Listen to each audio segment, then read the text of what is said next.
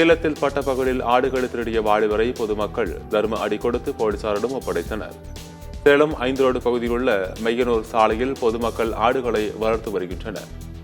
இங்கு கடந்த சில மாதங்களாக தொடர்ந்து ஆடுகள் மாயமாகி வந்தன. இந்நிலையில் மர்ம நபர்கள் 2 பேர் 2 இருசக்கர வாகனத்தில் வந்து ஆட்டுக்கிடாவை நடுவில் வைத்து ஆடுகளை பிடித்துச் சென்றது சிசிடிவி காட்சியில் பதிவானது.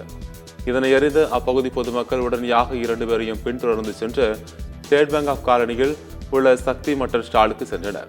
அங்கு ஆடுகளை விற்பனை செய்ய முயன்ற திருடர்களை பிடித்த பொதுமக்கள் தர்ம அடி கொடுத்து காவல் நிலையத்தில் ஒப்படைத்தனர். விசாரணையில் திருட்டு சம்பவத்தில் ஈடுபட்டது சௌராஷ்டிரா வாலிபர் சாந்தாராம் என்பது தெரிய வந்தது. மற்றொரு நபர் தப்பி ஓடிய நிலையில் இது குறித்து போலீசார் தீவிர விசாரணை நடத்தி வருகின்றனர்.